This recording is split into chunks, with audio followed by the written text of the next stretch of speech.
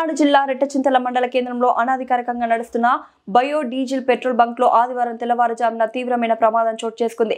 సుమారు 20 రోజులుగా డీజిల్ లేని కారణంగా బంక్ ఖాళీగా ఉండగా ఈ ఉదయం కొత్తగా డీజిల్ వచ్చిందని బంకును ఓపెన్ చేసి అన్ని యంత్రాలను ఆన్ చేసిన సమయంలో కరెంట్ షార్ట్ సర్క్యూట్ సంభవించింది. షార్ట్ సర్క్యూట్ కారణంగా ఒక్కసారిగా మంటలు చెలరేగి బంకు మొత్తాన్ని చుట్టుముట్టాయి. ఈ ప్రమాదంలో గురజాల ప్రాంతానికి చెందిన రషీద్ మంటల్లో చిక్కుకొని దుర్మరణం చెందగా మరో వ్యక్తి తీవ్రంగా గాయపడి గురజాల ప్రభుత్వ వైద్యశాలకు తరలించారు. సంఘటన 6 గంటల 30 నిమిషాల సమయంలో జరిగిన వెంటనే ఫైర్ సిబ్బంది అప్రమత్తమై మంటలను అదుపులోకి తీసుకువచ్చే ప్రయత్నంలో నిమగ్నమయ్యారు. బంకు అనాధికారికంగా నిర్వహించారనే అంశంపై కూడా అధికారులు విచారణ ప్రారంభించారు. రెట్టచింతల బయో డీజిల్ బంక్ లో షార్ట్ సర్క్యూట్ వల్ల గాయపడిన భాగ్యారావు జరిగిన సంఘటన వివరాలు తెలిపారు.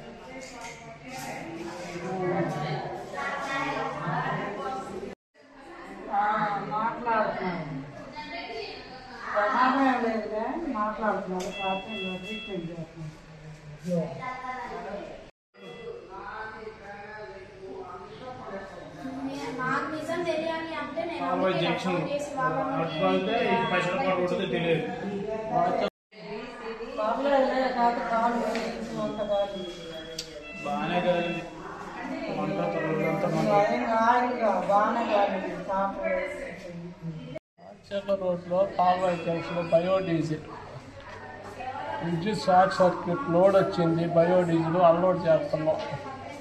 ఒకడు లోపలే ఉన్నాడు, పిల్లగాడు ఆయిల్ వాడుతున్నాడు మోటార్ ద్వారా, ట్యాంకర్ నుంచి మోటార్ ద్వారా. నేను స్విచ్ దగ్గర ఉన్నా, స్విచ్ అంకులు అన్నది స్విచ్ చేశా. విద్యుత్ షార్ట్ సర్క్యూట్ అయింది. వాడు లోపలే ఉన్నాడు, పాపం వాడు చచ్చిపోయే ఉంటాడు. నేను స్విచ్ పక్కనే వాకిలి ఉంది, వాకిలి నుంచి నేను కాలు పంట మంటలతో బయటకు వచ్చా, బట్టలన్నీ నిలిచా. అందుకని అక్కడ జరిగింది. చచ్చిపోయిన అబ్బాయి పేరు ఏంటన్నా? రషీద్. గురజాల. ఏం పేరు? రషీద్. మీ పేరు? భాగ్యారావు.